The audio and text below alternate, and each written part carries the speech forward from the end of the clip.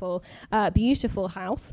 Before we get started, just some quick points, which many of you will be very familiar with, so I do apologize if you've heard this a million times. But as you can see, we do have lots of wires in the front here. If you could just be a little bit careful in this area, don't trip, that would be really, really wonderful and would help make the evening go much smoother. We do have people watching us virtually, so hello, thank you so much for being with us. They're just in, I don't know, one of these cameras at some point in time, so give them a wave at some point in time would be fantastic. And if you'd like to post about this evening's event, you are more than welcome to. Please just make sure you tag us at Trouble, tag our beautiful venue, and if you could tag our speakers, and also Tortoise. We have two tortoises with us this evening, tortoise maybe, I'm not sure what the plural is of tortoise, but two tortoise reporters with us this evening. So I'm going to introduce our incredible guests, who we're so lucky to have. We have investigative journalist Claudia Williams and digital storytelling editor Katie Riley. Thank you so much for joining us for this very important conversation. And Tortoise, we've just been such a huge fan of your kind of work for such a long time, because I think, especially in times like these, slow media is quite important. I'm sure that you would both agree. So let's get started. How are we all feeling about the election in the United States? The general room. Can I get a little bit, can you put your hands up if you were surprised by the result on Tuesday, Wednesday? And do it honestly, because I think loads of people have said that they predicted it when they didn't. I'll be honest. I think we were maybe a bit surprised it was such a landslide. I think there we go. We all thought maybe he could win, but we thought maybe it would be like he'd have to really fight for it, like he attempted to do last time. Katie, you're an American. I'm so sorry about that. Yeah, thank you. But thank you for being with us. How are you doing? Yeah, I'm good. We were just talking backstage about how people in the office, I think I'm the only actual American working at Tortoise, and people have been coming up to me like I've lost some sort of family member or something. This morning I was talking to my editor about something, and I got a ping on my phone, and I looked at my phone, and it was my ex messaging me about the election, and I was like, oh my God. Everyone comes back. Yeah, so I'm fine. I think it sounds like he's trying to slide back in there and using the election as an excuse, if you ask me. Yeah, I'm trying to resist. No, I did text her back, actually, so. That's a story for another time. Don't worry. We'll get the full details at some point. But I think, maybe let's go back. Let's have a little look at the campaign and what this has been like, because obviously the campaigns in the United States seem like they go on for years. But I think really the summer has been full of some incredible, key moments. Biden leaving the ticket, I think, probably was one of the kind of first biggest moments. Tell us a little bit about that and how that's kind of affected this outcome that we've got.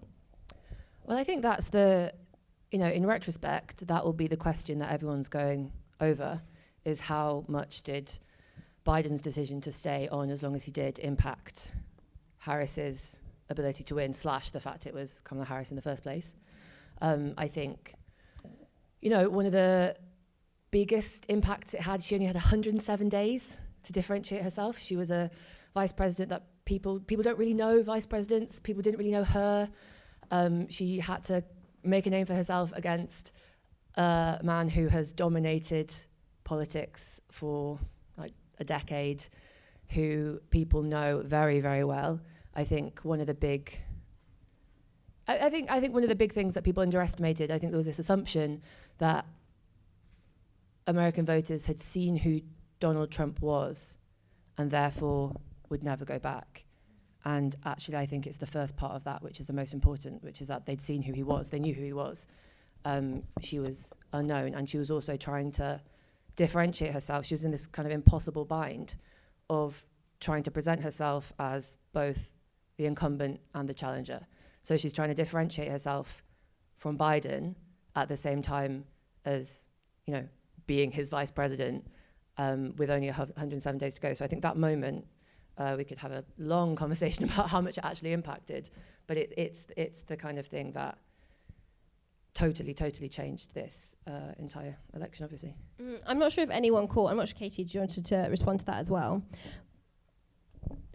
I was just going to say, I'm not sure if anyone saw Joe Biden's speech that he gave earlier today. And I have to say, I was kind of imagining he hadn't stepped down and that this was his victory speech. And that would have been quite worrying because while he managed to get most things right, he just seems old. He seems tired. He seems like it's not, So it's just, and then, of course, on the other side, you have Trump, who survived assassination attempts. I mean, I think those were the attempt. 1.5 attempts. There was one on a golf course, wasn't there? It was put down before it really happened. So yeah, one attempt, I would say. Not that we're not keeping score. But if we were. Well, tell us a little bit. How do you think that will have impacted? Do you think it impacted the way people voted, or just gave him a bigger audience and a bigger platform? Yeah, I mean, the truth about what Claudia is saying about Kamala having to differentiate herself from Biden, and I think something that has not been talked about that much yet is also one of the best paths to becoming president is not being vice president. Joe Biden is actually quite an outlier in that respect. And so having to run for president while you are still the most senior sort of non-president member of the administration, especially when there are two very difficult international situations, wars going on, where you really don't want to be undermining anything that's going on behind closed doors, which is maybe a little bit too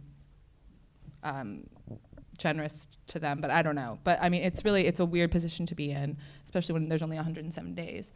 In terms of the assassination attempt, I mean, the polling, which wasn't that, we started getting results in, so we don't know exactly what the numbers are going to shake out to, wasn't that off. It was off a little bit, but a lot of this stuff was within the margin of error, which is why I wasn't completely shocked by the outcome in any way. But it only moved about 1.5 points up and down the entire time that Kamala was in the race. She made up the space between Trump and Biden, where Biden was really pulling quite far behind.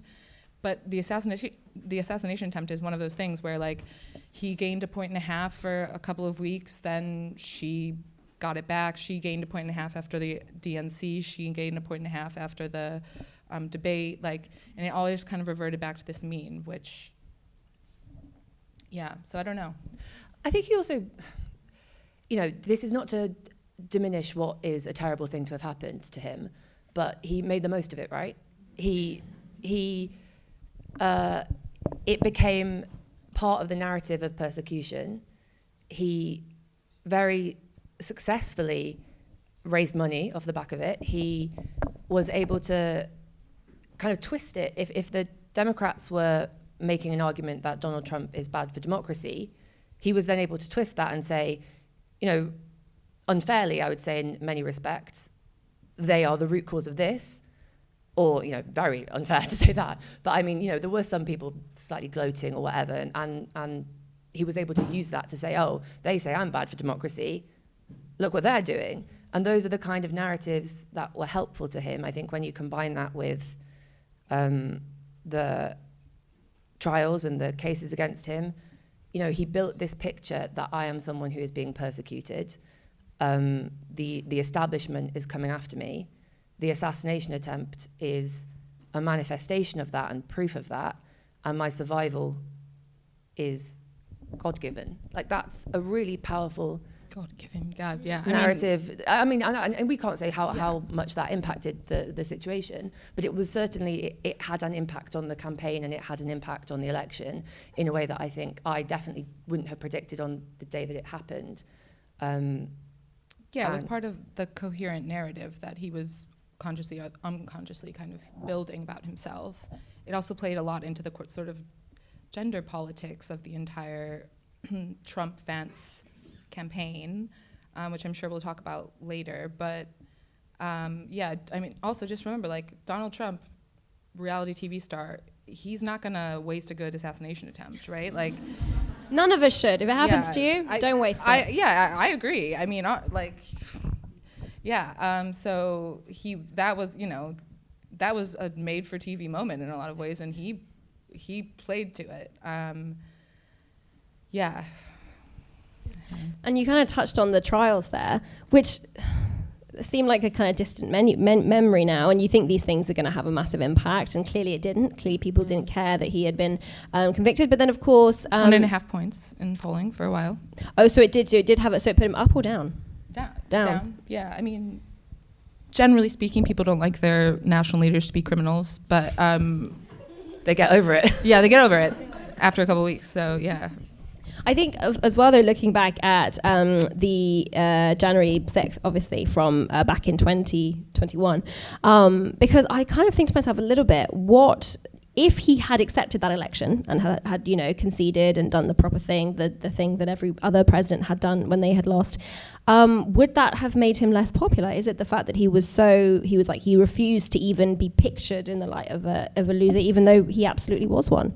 I mean, January the 6th is one of the things that really, we always talk about how all of the crazy shit. Can I swear here? You can say whatever the fuck you like, seriously. Great. You go for it. All of the crazy shit that he did when he was president, and illegal shit, a lot of which is now is the subject of these lawsuits that he is now going to, kind of escape for at least 4 years. That is one of the things that really broke through for the public. It broke through for members of his party. Nikki Haley, who ran against him in the primary and then, of course, endorsed him afterwards, came out and said, he should never be in public office again. A lot of members of his own party did, some didn't, and a lot of them are the ones who are still really now rising to power in the party. But that is something that the American people, for all of our faults, didn't like, for sort of obvious reasons. So when people are sort of making up their mind in talking to people who do focus groups and stuff like that with voters and undecided voters, and you ask them what they don't like about Donald Trump, that is one of the things that they bring up. So, yeah, it probably hurt him a lot more than it helped him, but it was a long time ago now to people. People have short memories. And I'd love to touch a little bit on the VPs, the people that they chose as their running mates, because there was, you've got J.D. Vance, you've got Tim Walz, and they both, kind of fit a demographic. But tell us a little bit about the thinking behind choosing those two people to be VP. Well, I think that will be, or already is, one of the questions, whether Tim Walz was the right choice for Kamala Harris to make. Because, in some respects, he doubles down on the problem that she had, which was that nobody knew her in the way that they should, really. And, no one really knew him. Nobody knew him at all, really. And he didn't have a huge amount of experience. I mean, I have to say, from a personal anecdote perspective, I don't know if I agree with that about experience. I mean, he was the multi-term governor of a large state and was in Congress for a long time, but from I suppose a foreign policy kind of massive. Maybe I'm being unfair to him. I think you're being a little unfair to him. Okay. Yeah. Poor Tim Walz. I'm Be so sorry, fair to Tim. I take it back. Gosh, he's sad right now. He's not going to be the I know, VP. It's the last thing he needs. I found him really compelling as a speaker. I thought that the kind of personal narrative was amazing. I thought that those sound bites, those clips, but obviously, it is whether she should have chosen Josh Shapiro is one of those questions that people are going to raise. But is, again, there's so much of this which is kind of based on hypotheticals, and if someone had done this, X, Y, Z would have happened, and we just can't possibly know. Yeah, I mean, back to the data, which... You are the data editor, yeah, so we get it. Which... I just hit something. I made it louder. I'm so sorry. The VP pick, except in very special circumstances, doesn't have much of an impact on any sort of measurable impact on home state election results. So picking Josh Shapiro, maybe if there hadn't been a full sort of swing uniformly in the country in the other direction, it might have mattered. But she lost every swing state. So by enough for it to sort of, I don't think, clearly have mattered. I liked the Tim Walz pick a lot. I was not expecting it. I thought that he was an interesting person to contrast with J.D. Vance. And sort of the most important thing for presidential candidates when they're choosing their VP pick, because it doesn't matter really electorally who it is that they're someone who they want to work with. And Obama had his own choice of a bunch of white men, and he chose someone who he wanted to work with. And Kamala Harris was maybe a little bit more of a kind of political choice and a kind of symbolic choice. But I think Walz was a choice for her, who she wanted to work with. And as someone from the Midwest, he's like a real person, which is like rare to see in national politics at that level, I think, now. So. Whereabouts are you from? From Chicago. From Chicago. Go Bear. I don't know what I'm saying. Bears, yeah. I'm not going to pretend like I knew yourself, any you were right. sport. Bears? Bears, yeah. Oh, God. Look at that. Take me to a pub quiz, my goodness. But yeah, so Tim Walz, he definitely came across as a really lovely, genuine guy you'd probably like to have as your coach, or probably as your state governor. J.D. Vance obviously had the infamous cat lady clip, which didn't happen during the campaign. It happened a while ago, but it resurfaced, didn't it? And it's, did that have much of an effect? Because definitely it felt like there was a kind of a bro movement. I mean, massively. There was last time, but that certainly seems like, I'm not sure if that would have necessarily, I mean, obviously the data can tell us, did that harm or did it help? I mean, again, I don't think that the VP pick matters that much for electorally, but it definitely added to this sort of sense that the Trump campaign was one for like younger, disaffected white men, or just younger, disaffected men in general. J.D. Vance is someone who came onto the scene not as this sort of like Trumpian conservative, and then really kind of out of sort of obvious personal ambition joined that part of the party, and is very sort of liked by people like the Trump adult sons who listen to him on podcasts and stuff like that. So yeah, I don't know, what do you think? I mean, we did a podcast a while ago, actually, maybe like a month ago, about how the wrong call would be to dismiss J.D. Vance as weird, and that he needed to be taken seriously, and I think that held true. I think I get what you're saying, that he's not going to have had a huge amount of impact on the result, but I think going forward he will, and the future of the Republican Party, it's possible that he might. And I think, one of the overriding, the kind of Ohio Haitian migrants eating cats and dogs, that whole strand of the election, which kind of happened in a blur and then seemed to get forgotten about, his kind of naked political ruthlessness of acknowledging, I know, or, not quite saying this, but effectively saying, I know this story isn't quite right, but it's a useful narrative to share, is, it's an important and telling one about Trump, and one that probably everyone knew. But to see that, I think, repeated from someone who is a better public speaker, has a lot more years left in him, has very, very clear political ambitions, could potentially be the future of the Republican Party, I think is a symbol of just how much American politics has changed over the past 10 years. And I think in and of itself is probably like quite important and interesting moment. Certainly, and in terms of the way in which things have changed, you both mentioned there, in some respects, podcasts. Podcasts have been huge. I mean, there were people saying, would Kamala have won if she'd done Joe Rogan? And this is the point that we're at. It's not about whether or not she's on the cover of Vogue. It's not about whether or not she has the New York Times article. It's call her daddy. So tell us, this is kind of the first, I suppose, for US terms, really the first proper podcast election. Yeah, this is something that I've now sort of in the, 24 hours since starting to kind of obsess about a little bit. Because we work in the media, and We work at a company that does podcasting, does other stuff, and is possibly going to also be running a newspaper in the nearish future. Really?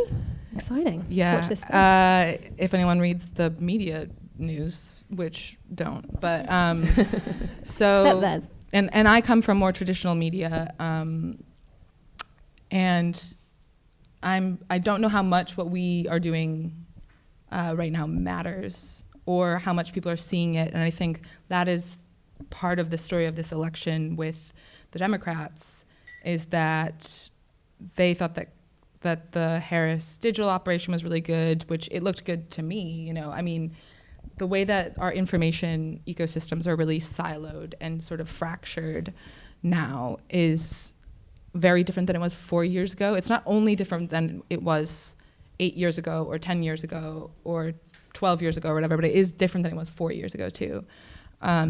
People are, seeing news less on social media platforms. They're seeing traditional news less on social media platforms. And they're getting their news from places that are not actually sort of robust news gathering operations, if you will. So I'm obsessed now, I think officially, with trying to sort of figure out what that means, and maybe what the party is going to do going forward, what the movement on the sort of center-left movement in the United States is going to do going forward to try to figure out how to reach people, because I think it's now obvious that the party didn't reach people. And there's a lot of evidence of that. Yeah, I don't know. Yeah, I think so. For context, I mainly work on podcasts, so that's my job. And I think about it a lot. The kind of podcasts that we generally do, or that I work on, are kind of investigative, reported podcasts. So they're quite different to the, sit down, do an interview and chat for 2 hours. And that specific kind of podcast where it's, a host like Joe Rogan, that is just, what an amazing way to get someone like Donald Trump out there, where it's a relaxed format, where it's a host who people tune in to listen to every week. They have this kind of parasocial relationship with them, where they don't necessarily agree with everything they say, but they trust them in a very personal way. The types of interviews that are being done are not, it is not a accountability interview. So Joe Rogan is not speaking to, he might ask some hard questions, or any of these people, I'm using Joe Rogan as an example, but any of these podcasters, but what they're trying to do is make interesting, good content that will get loads and loads of viewers. I think at last count, just the YouTube of Trump and Rogan was on 45 million views, and that's just the YouTube. And if you think the Spotify, Apple, all those different platforms, like these things have, and it's like 3 hours long. Obviously, I imagine loads of people didn't make it to the end, but that is a long time to sit with someone and for them to just chat, be a person, not really, maybe land some key messages, but you get to know someone in a very different way than you do on a glossy cover of, and I think there's I've been thinking about this, and I don't know if this is true, and you can correct me if you disagree. I don't know what's true anymore. There is also like a relatability thing with podcasts, which again is not true, because a lot of these people are of the establishment and they're very, very rich, and they have been in the media or been in these positions of quote unquote power for a long time. But they have this idea that it's I'm telling it how it is. Nobody's fact checking me, because fact checking is bad, and no one can stop what I'm saying, and I get to say what I want. And because they're not journalists, right? Yeah. Not to toot our own horns, but that is why you don't have a 3-hour discussion with political journalists, because they're going to ask you tough questions. Okay, I'm wondering, I like where you're going with this, and I want to ask you a couple of questions. Sorry. Great. I was actually going to do that to you in a second.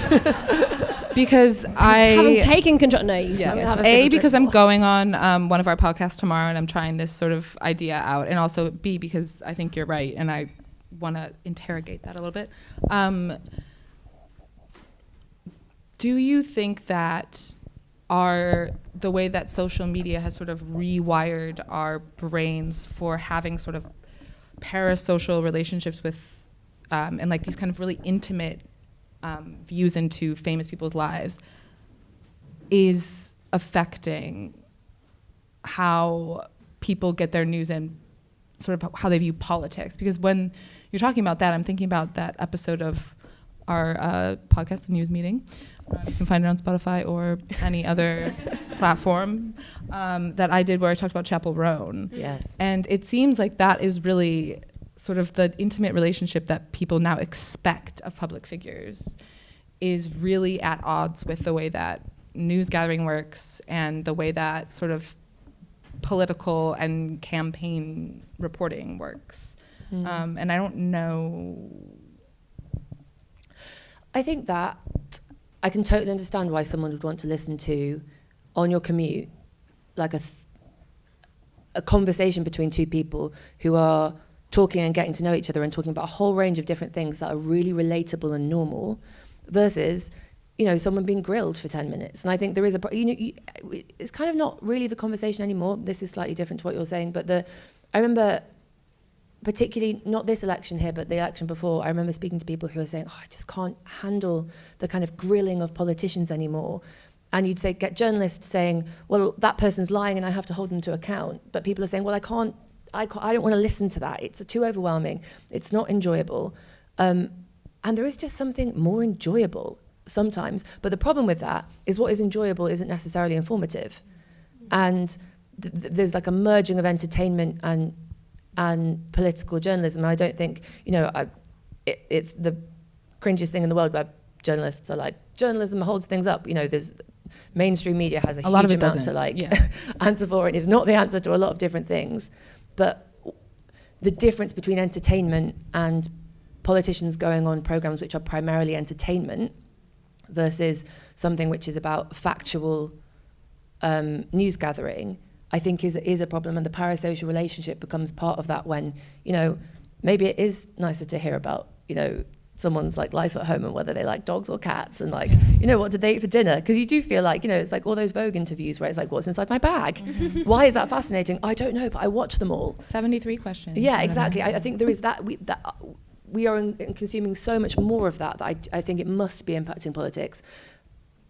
But I don't know how exactly. I think I think people are lonely. I think people are lonely. They don't see people as much. They don't have lots of these kinds of relatable conversations as much. So instead of going to a bar and talking with people and having these conversations, they can listen to two other people having that conversation instead. And Trump kind of broke through in that way. But obviously Harris did Call Her Daddy, which is a very popular podcast.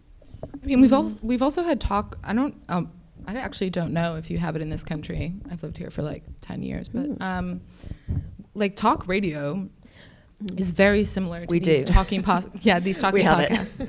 I mean, I know you have talk radio, but talk radio in the US has, in the kind of 80s to 2000, mid 2000s, I'm thinking of people like Rush Limbaugh, was a really big, mostly, this is sort of actually the precursor to this ecosystem was the talk radio ecosystem, which was largely right-wing, largely male, largely sort of middle American. And there was this movement to try to counteract that with a sort of series of smaller, kind of more left-wing talk radio stations, but they all kind of failed, much like a lot of the kind of left of center political podcasting world now. So it's not new. People have always liked listening to people talk to each other about stuff. I don't know. One thing that I would say, and this is just I'm answering a slightly different question, but I'm not even asking the questions anymore. So it's what it made me think of. So she did Call Her Daddy, but I also think, and again, I don't know if I'm right on this. I think there is an element of that. When I was saying about the kind of glossy front covers of Vogue and things like that, the celebrity endorsements, the kind of mainstream media, there is a sense of the kind of this elite establishment element that Kamala Harris was kind of engaging with. And I think if you have someone who's going on a kind of anti-establishment narrative, despite having been literally the establishment, I'm interested in whether that has had an impact. But I also think she did The View, which is TV, massive mainstream, massive primetime program, should have been a slam dunk. and she messed it up. She said she wouldn't have done anything different. Yeah, she said that was the main gaffe of her entire. Do you think that was the moment? I mean, I don't think it like sunk. I don't think it made the difference probably, but of like her entire 114 days or whatever it was, she ran a pretty flawless campaign in terms of like public. Her out in public, she actually is a very good speaker. She actually is really very good in interviews. Like anybody who says that she's not isn't listening to them, because I have, and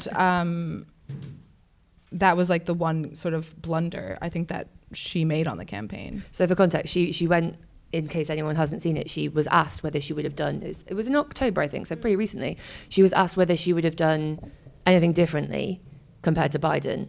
And she was like, no, nothing that I can think of, which just, it encapsulates that problem that she's had, that we mentioned at the beginning, and just feels like, I don't know whether there's an element of ego there, which is wanting to say, I'm proud of what I've done, or like I want to prove that I've done things over the past 4 years, or I don't want to undermine what we've achieved. I don't want to undermine Biden. But it is surprising to me that by October, that there wasn't a smart answer that was better than that, given how smart she was in other things and how well thought through other things were. Like the field campaign was pretty flawless as well. Like.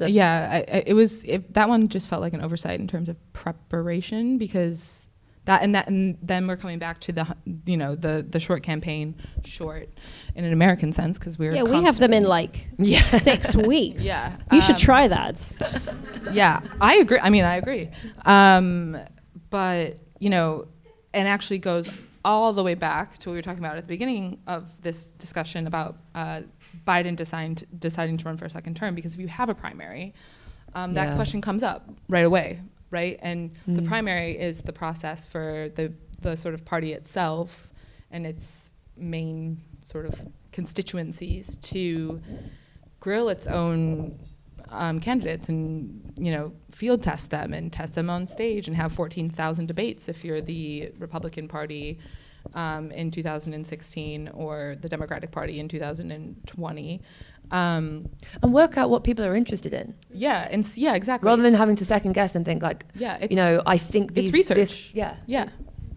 100%. And I think, I suppose we probably need to come on to the results themselves and the actual breakdowns of, I'm going to kind of look at it. Unfortunately, I know it's hard to, but where did it come down to in terms of the states? For those who maybe have heard that Trump won, but they're not really sure about the details, what was it that made it happen? This is you. This is data. So Trump ended up winning all 7, although they're still counting. I don't think they've actually called Nevada or Arizona yet. There you go. He won all 7 sort of what are now considered swing states, at least this election cycle. So North Carolina, Georgia, Pennsylvania, Michigan, Wisconsin, and he will win Arizona and Nevada as well. Every state is different, and they're still counting. So when American news organizations call states, it doesn't mean that the state has finished counting all of the ballots yet. It means that their statistical model says, with all the information that we have, this person has won the state. So California famously just takes about a month to count all of their ballots. They're on the beach. They don't want to be counting ballots. They just chill out. They just and no one questions it. It's wild actually. So that is what is happening. It's interesting. You don't want to talk too much because there just isn't any concrete evidence yet. Well, because there's every news organization has got their, this is exactly what went wrong. We can see the breakdowns. It's all there. Yeah, I mean, I think that's a mistake for everyone, but I know why people do it, but there is, and we were talking about this morning in our editorial meeting that we have every day. There is something called, so you've probably seen exit polls, lots of exit polls, which in the US are quite, think about the exit poll that we got this past election here in the UK, which kind of overestimated Labour's win. in the US, exit polls are happening all over the place at all times on election day by different organizations. Some of them are sort of like methodologically sound, some of them aren't. And people come up with these takes about the exit polls before the votes are even started counting sometimes. So a lot of the stuff that people are saying now might be disproven months down the line when no one's paying attention anymore. So I'm very like, again, I'm a data journalist. I'm very like, we don't have the data to say any of these things. And in a couple of months, there's two different organizations. This is probably not interesting to any of you, but I'm going to tell you anyway. There's two different organizations, one called Catalyst and then one called Pew, which is a research firm, who get the sort of verified voter file from the state and county election boards, and then they kind of have a process of matching up anonymously voters with the voter file. So that we can get actual detailed data on who voted for what and their sort of demographic information and all that kind of stuff. So until we have that, it's hard to know.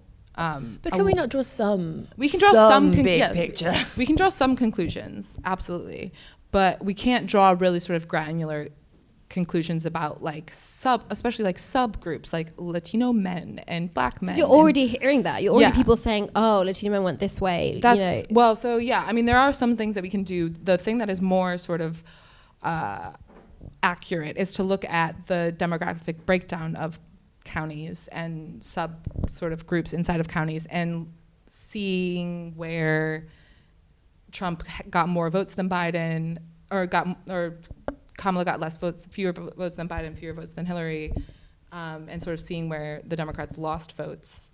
Right now, it's very clear that she underperformed the rest of the Democratic field down the ballot. So as in more people voted for Democrats for the House and the Senate? Yeah.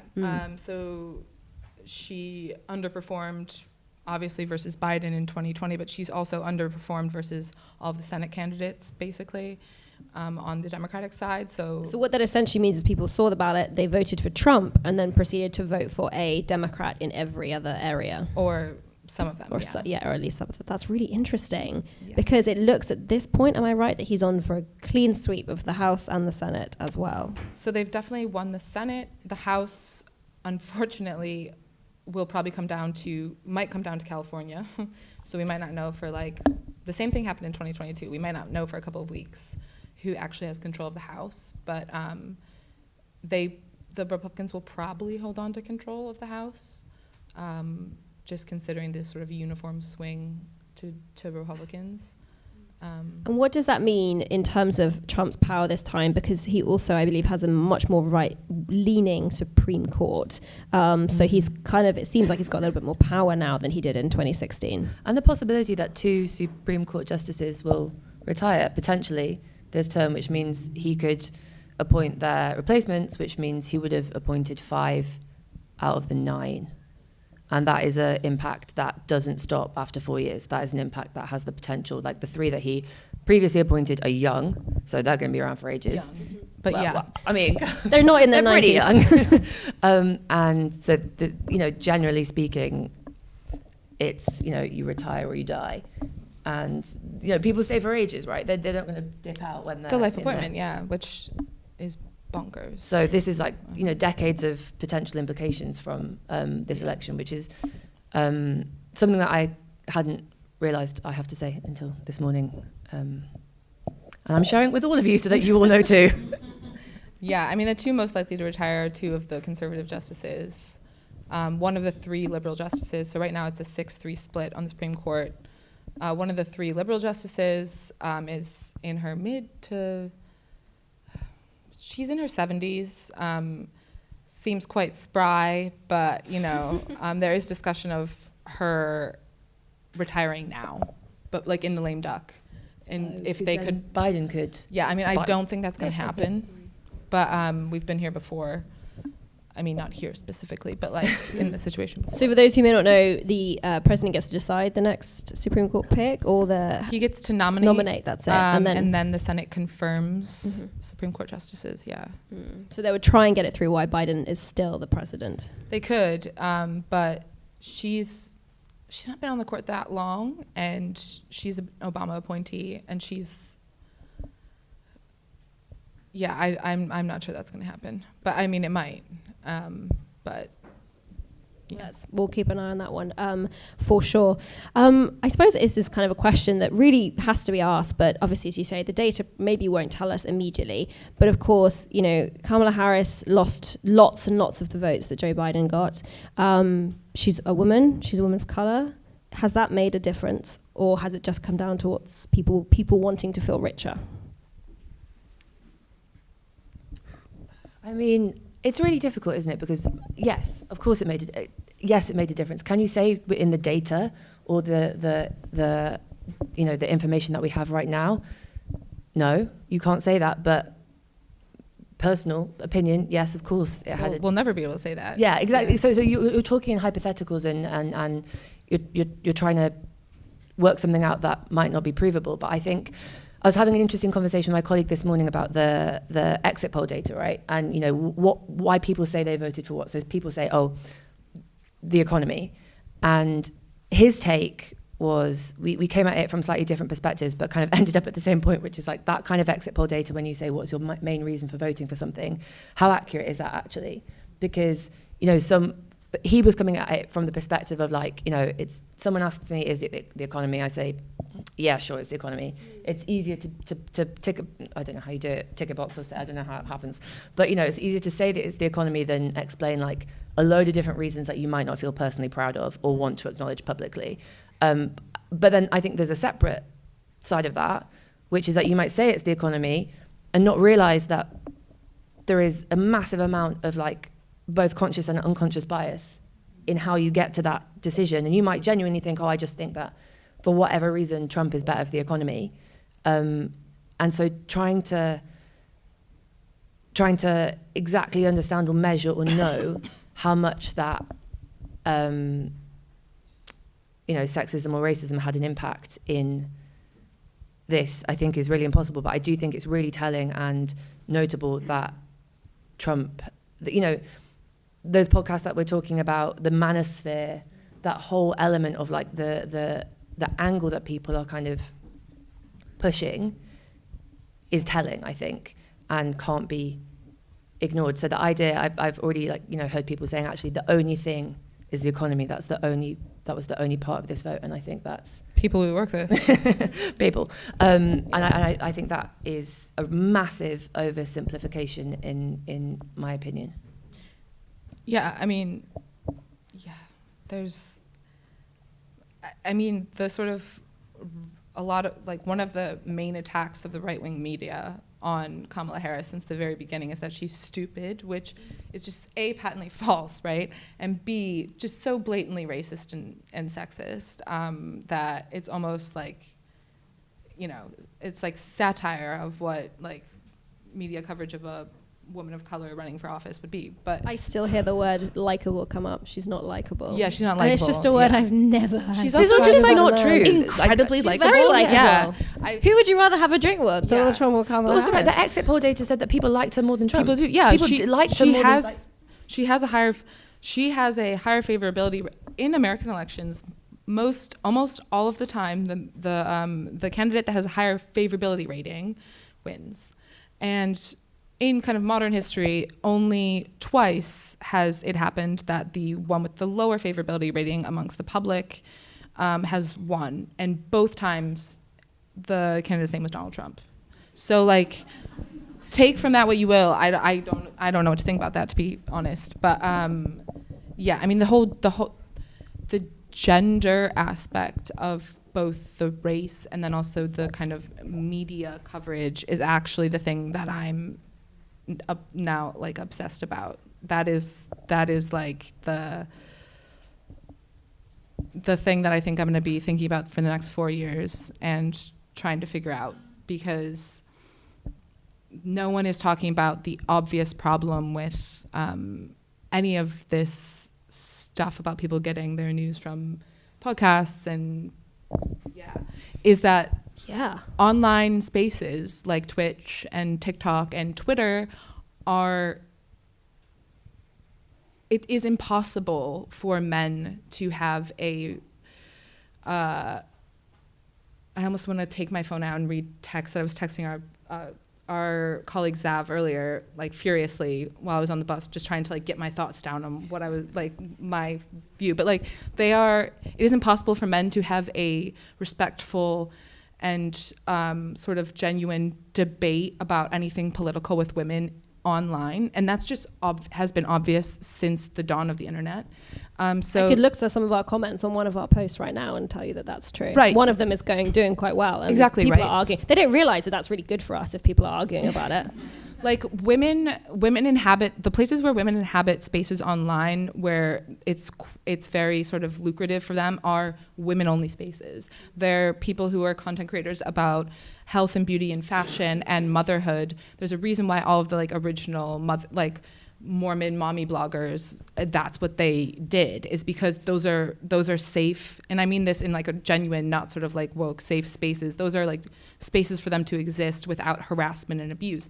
Whereas if you're a woman who wants to like have a podcast, like a Joe Rogan type podcast where you talk to a bunch of people and you talk about politics and you think about the world, you get horrendous abuse. This is true of female politicians, but it's also true of people who try to do the kind of things online that people like Joe Rogan do and have these sort of like political discussions. You can't exist as a political journalist or a political sort of commentator online in the modern age without getting death threats, like genuinely getting death threats from men. So there's like this digital space is sort of fundamentally male, and it's true on the left wing. It's true on the left as well as on the right. Like the left has this like terrible toxic problem with like left-wing bros online who are just as sexist, they're just as disgusting in so many Bernie ways. bros, I think they were called, like some of them are called. Yeah, I mean, there are these people on the left who have these shows like this, but they're all men for a reason. It's a really, really hostile space to be in as a woman, and they get driven out. Women get driven out of online communities all of the time, and that is not, I don't know how we fix that. Especially if that's where elections are going to be fought and won. Exactly, yeah. Going forward. We're very quickly running out of time, but we should probably talk a little bit about what all this means, what Trump being the winner means. People are saying that they voted for him because they feel richer now. That seems to be one of the reasons, the economy, whether that's true or not. But what is the plan for the economy, and will everyone just be so much better off under Trump? I mean, I think what he's campaigned on isn't necessarily what he will do. He said promises will be kept, but, you don't actually need to keep them. Inflation has been the big thing. I think one of the most interesting things about elections is, the interviews that when people explain why they voted, and sometimes they struggle to explain. But, the consistent thing that we're hearing in these kind of interviews is people saying, I feel worse off personally now than I did 4 years ago. And therefore, the very successful promise that Trump made was the economy, to really hammer immigration and the economy, and they were the two big issues. And, his promise is that he's going to solve it all, and he's going to, introduce tariffs, which could also then lead to inflation. Yep. Which every independent study of his economic plan has said will absolutely take the economy. 25% inflate, like crazy stuff.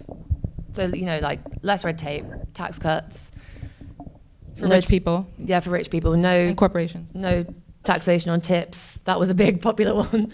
I think it's kind of impossible to try to predict what he is going to do. I think that's the economy. The other big thing, obviously, is foreign policy. He's promised that he's going to solve the war. Excellent. That's great. Ukraine. So both of them. All of them. Yeah, all of them. Just the indignity of Vladimir Zelensky having to go on and write this really glowing. I think, not to bring it down here at the end, and I think we'll do questions and stuff. We will do questions, and hopefully there'll be some more upbeat questions. Yeah. I can't guarantee that, though. But I think I think the reason people, including my ex, are sort of coming up to me and like acting like personally offering their condolences to me is because I think they realize that there are a lot of people in the US who I love and who I think will be materially affected and are going to be much worse off and much more in danger than they were for the last 4 years. And that's true of, people I don't know as well.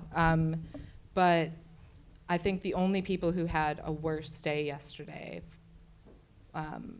than American women, probably, and queer people and people of color and other sort of like marginalized groups is Ukrainians and people in Gaza. So that is something that I don't know how to grapple with that either. No. And I suppose we're going to come to questions in just a second, so get thinking of them, but I'm sure many of you will have them ready. And I suppose from a very selfish point of view, the question is, what does this look like for the UK-US relationship? I think,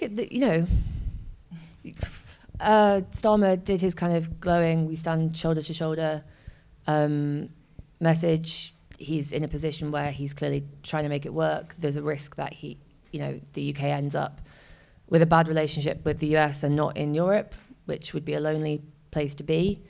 That's on you guys, not us. Yeah, the second part. That's true. You're like, thank God, something's not on us. So I think it's a tough line to tread. The Conservatives will use that as a line against Labour. I think there is the potential for this tariffs thing to really impact the UK. I think the relationship with Musk and Trump, which we've not really talked about, has the potential to really impact the UK. But I think actually the thing that is how do you work with him and not condone him or appease him. And I think the media has this question, politicians have this question, and it is really difficult because he is someone who, if you're a politician, I would imagine if you're being, savvy and playing the game rather than doing what you think might be right, he holds grudges and he likes to try to punish people. And I think that will seriously impact how people behave. I think it also puts Nigel Farage in quite an interesting position when it comes to UK politics. Someone who gets to claim themselves as probably the closest he was at Mar-a-Lago. politician. Yeah, exactly. Yeah. And I think that is going to have an impact on politics. I think I think those all of those different factors. I think the general slide to the right in the US, but also across Europe, has a potential to have a really big impact on how this Labour government continues. So I think there's kind of, when it comes, there's kind of like, how does the special relationship work, but also how does just the general political ecosystem impact the UK ecosystem?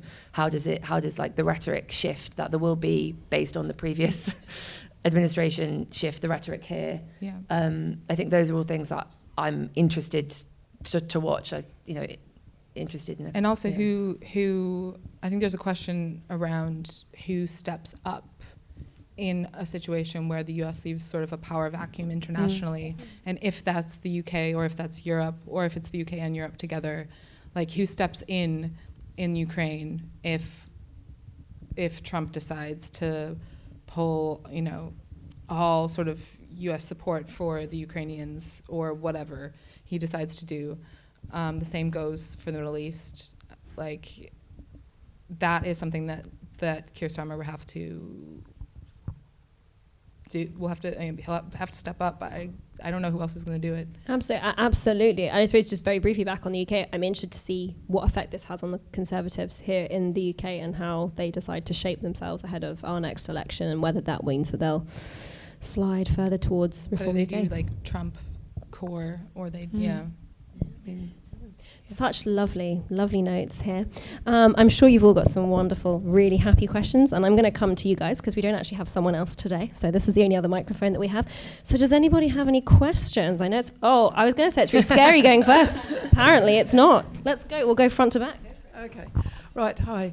I just wanted to touch on the issue of grievance politics, because it seems to be that this hatred, this vitriol that is so attractive to so many in spite of inspiring messages. And I wonder what happened and what happens now with the Democrats, the sort of Liberal Party, the Freedom Party, how they address that, because it's an elephant in the room that they just haven't seen. They've missed it. They've missed something reading the runes of what is it that appeals to all these people. And we're talking young people. It's not just, oh, it's old white men. It really isn't. It's just permeated. No, it's young men, Just looking at the uniformity of the voting data. I'm a data person too. And I just wondered if you've got any thoughts on that. You go. Okay. Do you have thoughts?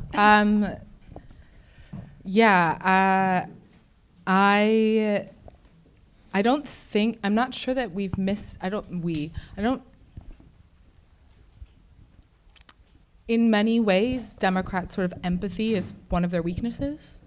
The same thing with their sort of belief in government, because they don't want to burn the institutions down. It tempers them, and it means that they actually try to do things the correct way.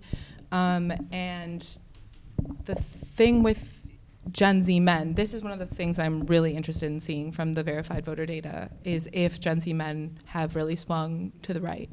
Because a lot of them probably didn't vote. So it's hard to know, but we do have just very good opinion polling data about the sort of right-wing swing among them. And I think that a lot of this is the sort of natural reactionary response to progress in terms of gender and race. And, we think about Trump as the sort of reaction to the Obama years in terms of race, but we don't do a lot of thinking about gender in the sort of long scale of American history, just because racism is our original sin as Americans, right? So I think that what this election and this sort of ecosystem and this culture with young men is showing us is that there is a cultural backlash to the kind of politics and progress feminism has brought American women over the last 40 years. You see it with young men. You see it with one of my very best friend in the entire world is a school teacher in Colorado, and you see it with students, and you see it in these online communities. And I'm not sure that sort of changing the party to appease that grievance is the correct move. I think compassion is always the correct move, right? But I don't know how they claw those people back without validating their sort of misconceptions about the world that they're living in. It's men losing status. It's losing supremacy. It's not losing rights. That's the difference between what this election means. Yeah. But women also. Oh, hang on. No one can hear what you're saying if you don't have a microphone. Sorry. But women also Sure. voted the same. So, yeah, I agree with the masculine losing their place in the world, but women did. So there's an White anger women, at though. something, and I don't really know what it was. Anger at the weakness that they perceive with empathy. But I think what's important in that is to see Trump has won 2 terms with a gap in the middle. So both times he's been a challenger. So both times he's presented an alternative to something. He's not going up against his past record. And I think that is really important, is that he's been able to run. And I can't really envision, it would have been such a different, if he'd have had 2 consecutive terms, it's such a different way of running a campaign. It's such a different way of presenting himself. And he taps into something which obviously the Democrats haven't managed to do, which is, feeding people's grievance. And, you kind of saw it in their 2 final speeches. Oh, hang on. It just goes dead online. But I think that's really. And I think we don't have an answer for either. No answers all around. Do we have any other questions near the front before I disappear? We'll come over. We'll come and then we'll go over there. There we go. Thank you. How much damage can Donald Trump do in the next 4 years? Excellent question. A lot. Yeah. Like, I was having this argument today with a bunch of senior colleagues, and a lot. The American presidency and the American executive branch is quite strong, and there's also a lot of what the American political system and system of governments is built on is norms. And the Republican Party has been sort of getting rid of those for the last 15 to 20 years, really. But like conceding an election, that's a norm. Like conceding an election, and allowing a sitting president to nominate and confirm a Supreme Court justice, all of this kind of stuff, which the Republicans have decided they're not going to do, which is sort of breaking the political system apart piece by piece. I mean, he's about to come in with a sledgehammer, a chainsaw, I don't know, and he's not going to be constrained by the sort of more moderate forces in the Republican Party this time. Yeah, it's a different Republican Party, isn't it? And I think that's the difference. Is this is a very different environment that he's going into. And he's prepared. Yeah, he's been preparing for the last 4 years. Much more organized and surrounded by people who are on board and acknowledge and have seen what happens if you go against Trump and you get kicked out and you are on the outs, and they've seen what happened to the careers of the people who decided to speak out against him. I think what we've not spoken about this evening yet is reproductive rights. We haven't. Which is for a women-led club, of all things. Yeah, and I think that's the area. He's said that he won't do a national abortion ban. He's also said, he's flip-flopped on that issue. I think one of the big failures of the Harris campaign is failing to make a vote for Harris. The interesting breakdown of, and you can correct me if this is too early for us to say, but the people who voted for Trump and also voted to protect abortion rights is really interesting, and it speaks to a sense that people had, which is either they didn't think that she was the only option to protect reproductive rights, which they seem to care about, or they thought that they could keep that safe at a state level while still making a kind of protest vote against Trump, or there's many different options to look into that.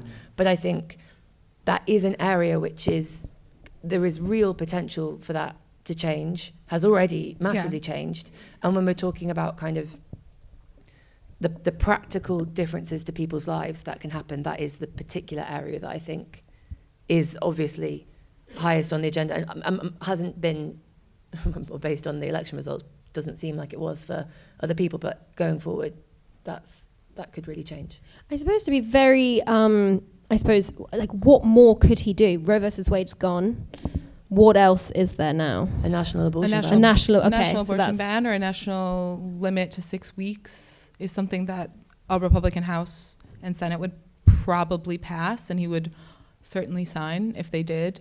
There's also fetal personhood, right? Isn't that fetal personhood in the Constitution? Even though the whole point of reversing Roe versus Wade was to give states the choice, they would then take the choice away from the states. That wasn't the point, right? The point was to ban that. That's what they said the point was. To be clear, no, there are two separate things that the executive branch and the federal government can do without passing a national abortion ban to basically remove a right to abortion for women in all 50 states.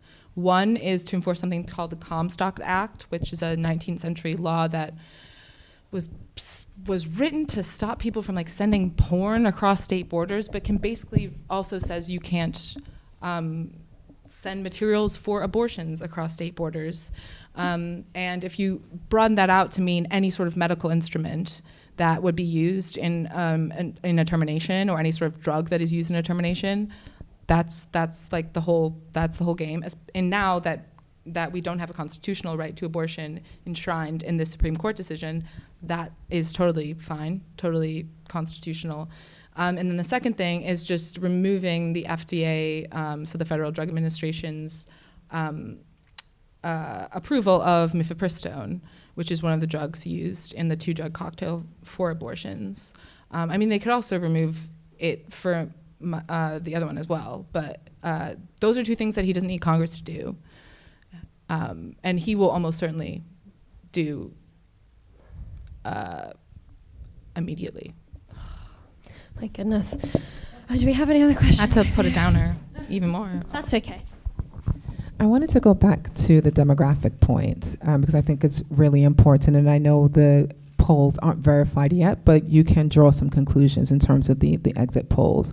Women didn't vote for Donald Trump. White women voted for Donald Trump in 2016 in the majority, and now it's panning out to be the same. Why is it, do you think, that the media doesn't hold white women accountable for their voting patterns, pretend to fixate and focus on black men or Latino men who don't even make up 13% of the majority vote in terms of getting him in office? Yet we're seeing a consistent pattern of white women voting for Trump, which is presumably, take it as you will, against the interest of women, especially when reproductive rights was on the platform. What are your thoughts? I don't know. I mean, I don't know.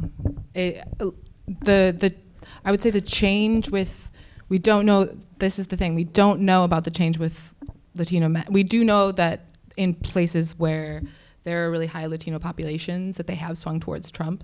So it is sort of safe to say that that population has sort of become more conservative, but we don't know about Latino men and black men, right? Like the exit polls, a lot of the exit polls show us that they didn't swing that far towards Trump, especially black men. And the 2 demographics, if you have this breakdown between the sort of 3 main racial groups and gender, the only 2 that vote for Republicans are white men and white women. So, yeah, I don't know. Yeah. I think you're right. It was also just a failure by the media to be specific. I think so, and I think it's very important because it gets lost in a facade of women. No, Latino men are socially conservative, so typically they would vote Republican, but no one ever holds white women accountable for their voting patterns. And I find it very interesting because we've had 2 election cycles where white women have voted in kind the same way. Three actually. It's normally, and yet there's no accountability whatsoever for what the patterns that they're clearly producing, which I think is very interesting because from a U.S. election, if white women don't get on side, then this cycle continues for the next 50, 60 years. Absolutely. I think the national breakdown of white women voting is probably, I've never looked at this, it's probably quite interesting state by state. It's like 69% white women in Georgia, for example. Yeah, exactly. Right. Yeah, it's not close.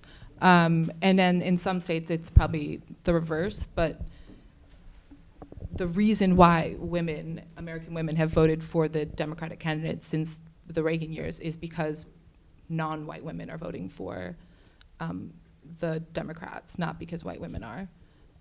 That's absolutely true. Yeah.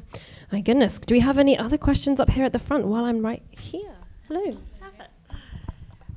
You both work in the media world, and obviously this question alludes a bit around that, but do you think the echo chamber that's caused by how people consume their content, whether it's Instagram, Call Her Daddy podcast, Joe Rogan, whatever it is, if people are isolated to just that one favourable piece that they're just listening to and enjoy, do you think that's having a detrimental effect on the whole voting system because people are in that echo chamber and their algorithm is suited to what they enjoy watching? Yeah, I mean, the algorithm also assumes your political preferences based on your demographics. So, like, we've been talking to some of our, like, male colleagues who are in their 20s and early 30s, and your algorithm assumes that you want to see a bunch of, like, really right-wing, racist, sexist, Islamophobic, xenophobic content, and I never get served that stuff. It's TikTok, the algorithm is so much more reactive than any other social media platform we've ever had, and Instagram has kind of become more that way, as has Twitter since Elon Musk took over. So yeah, there's like a fundamental sort of conflict between what platforms want to do to make money and just creating people who are democratically and sort of civically minded and well-informed. Yeah, I think it's also like the purpose of those platforms isn't to inform you. Yeah, to entertain you. Yeah, it's to entertain you and also for them to make money. And that is a problem because that means that the information that you're receiving, it often can be in an echo chamber, but also can take you down a very specific rabbit hole without you even consciously realizing that that is what is happening. And I think, it's not the first time anyone has said this, and it's not the first election where it's important. But yeah, the mainstream media really has to try to grapple with that, and I don't think has worked out how to do its job in 2024 with all these platforms, how to deal with a candidate or a president like Trump. But it's not Trump specific, it's kind of fact and information specific. And yeah, I think it has a huge impact, but how to solve that impact has not, I don't have the answer to that.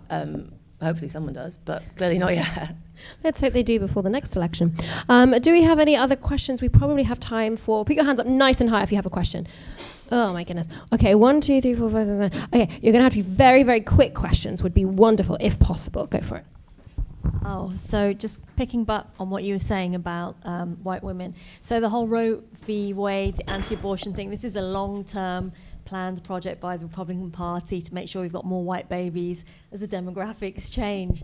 When is the other side going to get their shit together and have some plans and how they, they've set the agenda's not set by them, the conversation is overrun by, it's just, there's no sufficient counterweight to all these long-term projects that have been, changing the Supreme Court makeup. That's a long-term project.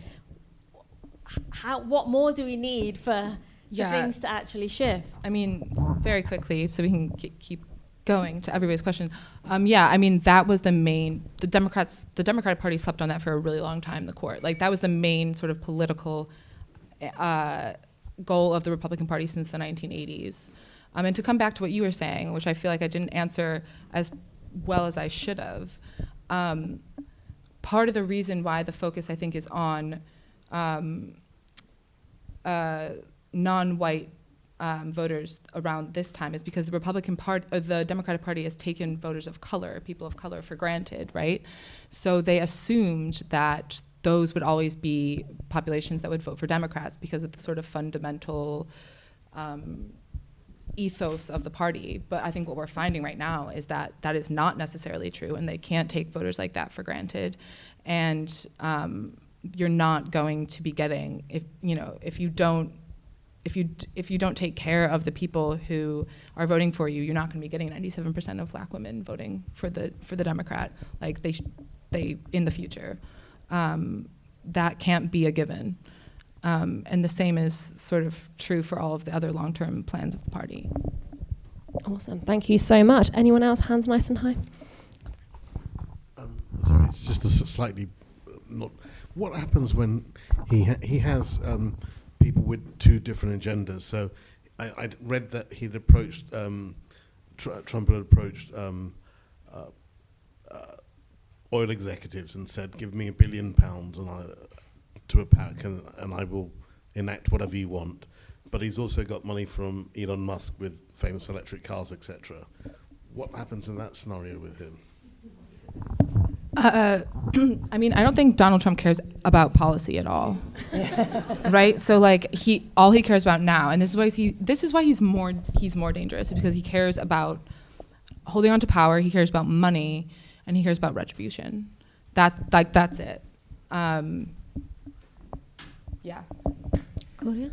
Yeah, I also think, this is a slightly silly answer to an important question, but the Trump-Musk relationship is one that I'm kind of fascinated by, if only because they're two men with particularly thin skins and long memories.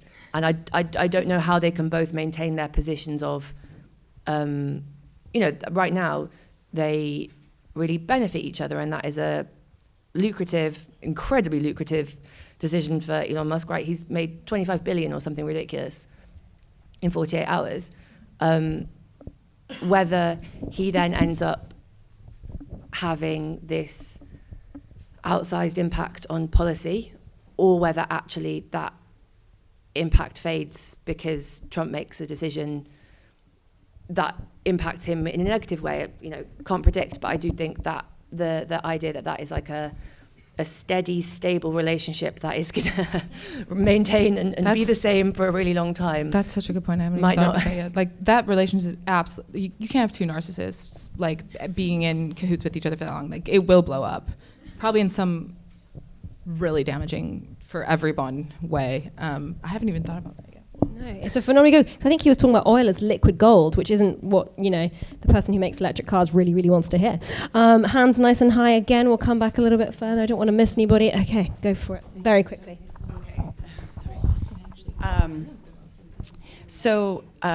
Hi.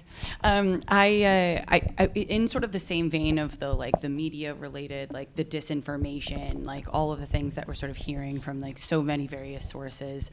I'm thinking a lot about what the Republican Party has leaned so hard into that, right? All of the disinformation is just constantly a barrage of all of this. And so what does the Democratic Party, how do we respond on the Democratic side at this point? Does it just have to become a full-on, we don't care about policy? Because I think at some point, the Democrats really tried to lean into everything Trump is saying is not actually going to be true, right? Everything he says about how he's going to handle the economy is fundamentally not true. And so, but people just don't want to believe that, right? People just want to believe that Trump is saying, I'm going to make you rich, therefore I believe he's going to be rich, but that I'm going to be that way. So what do the Democrats do? They just have to lean into the exact opposite? What do we expect to see, in the coming? I've seen a couple of people on Twitter just saying, well, Democrats should just start lying now too. And I was like, I'm not sure that is the right choice. Just start lying to people. What do you think? I think, specifically in this election, there was a messaging problem, which is that you can take it back to the 107 days. There's so many different things happening, but I don't think many people could tell you what Kamala Harris stood for in terms of policy and what she would do in terms of the election. In terms of the economy. That is not to say she wasn't talking about those things, but they weren't the main things that A, the media picked up on, or B, that cut through to people. Sorry. It's okay. Yeah. Did it matter? For the people online, the question was, did it matter? Well, no. I mean, maybe. These elections are also, we forget that they're not popular vote contests, right? They're contests about maybe 100,000 people in a couple of states. It's not a full census of the entire country. But I don't think that any of that stuff seems to have gotten through. And I think that's mostly about the information environment and not understanding it, but I don't know. And also I think there's an element, and I don't know if this is actually what I think, but there is politics, talking about politics in the way that it directly impacts people's lives. I'm really taking it down to that, people feel poorer, people feel and they can tell that the groceries that they are buying cost them way more, and taking it, I think sometimes, and I don't think this is specific to the Democrats, but I think there is a tendency to go really big, and the kind of conversation about democracy and institutions and what Trump might do in the future, and those kind of conversations are really important, but I'm not sure they cut through for people in the same way. And so when you're, I don't think it's about meeting someone who's possibly lying by lying back at them, but it's about, I would say, possibly simplifying a message and really, really going with it. And that's, I imagine they would turn around and say, that's exactly what we tried to do. People have said that before. But, I mean, you can't meet someone by lying. You can't go, Yeah, no, absolutely. Yeah, quickly. Yeah, I was just going to say there was a really good report at the New York Times, mainstream media, but who his his point about the Democrats focusing on democracy is that it doesn't work, and I think he's done some of the best reporting in the entire cycle. So it doesn't work if you're talking to people who feel disenfranchised already by the political system. And I think that might be some of the stuff that we're seeing in blue states, where the vote share for Democrats has gone down. It might just be people not voting in blue states, right? So if you're talking to somebody and saying Donald Trump is going to break down the American political system, it's like, well, it's never worked for me anyway. What the fuck do I care about it, right? Like, it's already fundamentally anti-democratic and not unrepresentative of the country, and they didn't get that. And I think that's like the most astute observation about the election that I've heard so far. And he's been saying it the entire cycle. So. Yeah. Thank you very much. I think we probably have time for 2 more, and you can probably go. I'm sure Claudia and Katie would maybe answer a few other questions for people afterwards. But yes, we'll go for it. Thank you. Can I just respectfully disagree on your point about Gen Z men? I think you made up a good point, but picking up on what people have said, I think across the room, I happen to have a millennial brother, and I have friends who have, sort of Gen Z and Gen Alpha little brothers, and the phenomenon we've experienced is that, unlike millennial men, they've had to metaphorically have the misogyny slapped out of them because of all the things that they're experiencing online. This is not something that's happening just because of what they're hearing or like because they feel disenfranchised. This is really coming down to what they're seeing online. So I guess the question I have for both of you is, if you had the power to, say, make media policy for UK and US respectively, how would the left-wing media combat this kind of content that's constantly being produced for Gen Z men? Because I think it's too unfair to just put it all on that, they feel disenfranchised. I think there is an element of media by these tech oligarchs that they're pushing. So how would the left-wing media combat this? I think that would be my question from your expertise. Oh, absolutely. I mean, I think one of the fundamental problems with saying, we need our own like Joe Rogan right-wing media ecosystem is that no sort of billionaires they don't fund center-left publications, generally speaking, because they teach people to not trust billionaires and to think, there's just a problem there. I mean, they're absolutely getting slapped in the face with it. Millennial men and sort of older middle-aged men are also seeing it. It's also affecting them. It's not just Gen Z. I don't know how you fix that, to be completely honest with you. Like, I really don't. Yeah, I'm trying to think. I also think it's these narratives of the kind of like online misogyny in the manosphere, I think also like impacts women too. There are women who consume those ideas and go down those rabbit holes and internalize that and believe that. And it is like a general demographic thing that's happening. In terms of like how you fix it, I would probably say, and maybe this is really dumb, but I think it's probably not like a left-wing problem. I think it's like a media problem. I don't think it's something that needs I think like maybe part of the problem is kind of seeing media as necessarily party political or necessarily split. And often that is the case, and that's great. And not all media is neutral or ever can really be. But I think that, if people are able to consume a variety of views, that can only be a good thing. And that doesn't mean that you have to agree with those views or even think that they're smart or anything like that. But yeah, I think that it has to be kind of like across the board change, which I, again, appreciate really doesn't answer your question. But if I knew the answer to your question, I'd try to do it. Anyone had the answers, we'd all try to do it. We probably have time for one more question. And if someone has a happy-ish short question, keep your hand up if that's you. Yeah? Short but not happy. Okay, go for it. Had there been a competitive contest to replace President Biden, who do you think would have been the Democratic senator or governor that would have given Trump the best run for his money, or maybe actually won? Maybe someone we should be looking at for 2028. Interesting. I mean, not to punt the question like a good politician would, but I think that is the point of the primary, right? Is to find out who has the who has who's the best. I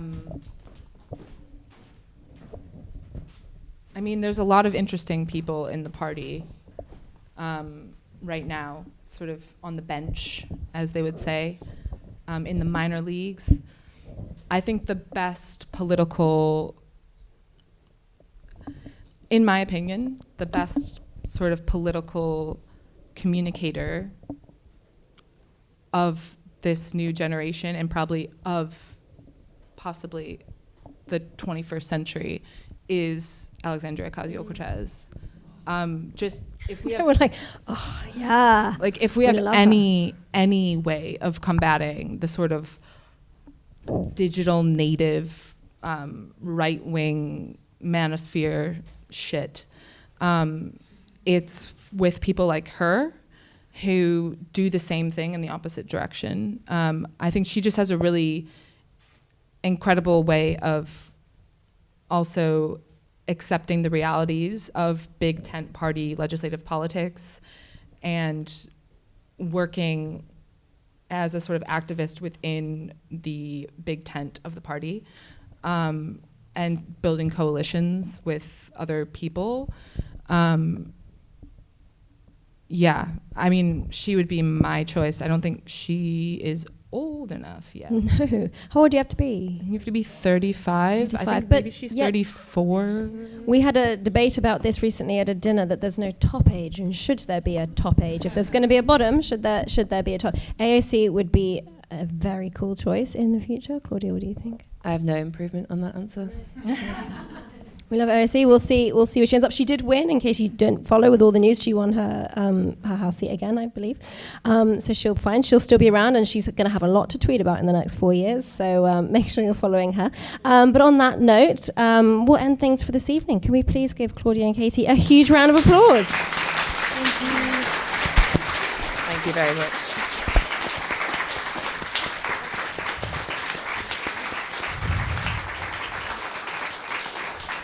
Thank you so much to you all for joining us. I hope it's been cathartic. You can take this away. He can't run again, at least not as the laws currently stand.